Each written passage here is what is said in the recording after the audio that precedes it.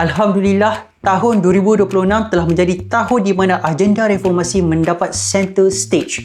PMX, Datuk Seri Azzalinah telah mengumumkan 4 reformasi yang akan mendapat tumpuan utama pada tahun ini. Yang pertama adalah penubuhan Ombudsman. Apa benda tu Ombudsman, nama orang putih. Tapi biar saya terangkan, Ombudsman ni senang je. Dia adalah satu agensi yang akan semak imbang semua kaki tangan dan juga agensi kerajaan. Misal kata tuan-tuan dan puan-puan ada apa-apa komplain, aduan tentang mana-mana kaki tangan kerajaan, ada salah guna kuasa ke apa, pergi dekat Ombudsman ni, mereka akan siasat dan mereka akan kenakan tindakan yang bebas daripada mana-mana campur tangan kerajaan. Itu yang pertama. Yang kedua adalah RUU Kebebasan Maklumat. Dengan adanya RUU ini, rakyat biasa macam saya, macam awak, kita boleh mendapatkan akses kepada maklumat yang kita nak daripada kerajaan, dan kerajaan tak boleh sembunyi di belakang OSA. Selama ni kita dengar OSA. Dek, bodoh lah OSA ni.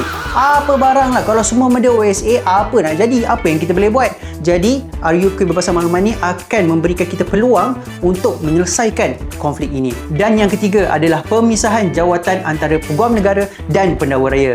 Ini perkara yang saya yakin semua orang nanti-nantikan, termasuklah diri saya sendiri.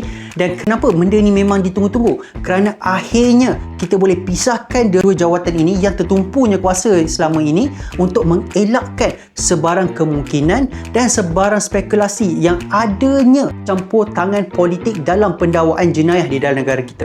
Ini sangat-sangat penting sebab tak ada lagi lah orang kata yang Peguam Negara bertindak bias kena dengar cakap Perdana Menteri. Jadi perkara-perkara itu boleh dielakkan selepas ini. Dan yang terakhir tuan-tuan dan puan-puan adalah mengehadkan tempoh jawatan Perdana Menteri ke either 10 tahun ataupun selama 2 penggal. Perkara ini adalah sangat berani oleh Datuk Seri Anwar Ibrahim kerana beliau sebagai seorang Perdana Menteri mengatakan bahawa okey, saya hanya akan pegang 2 penggal atau 10 tahun sahaja.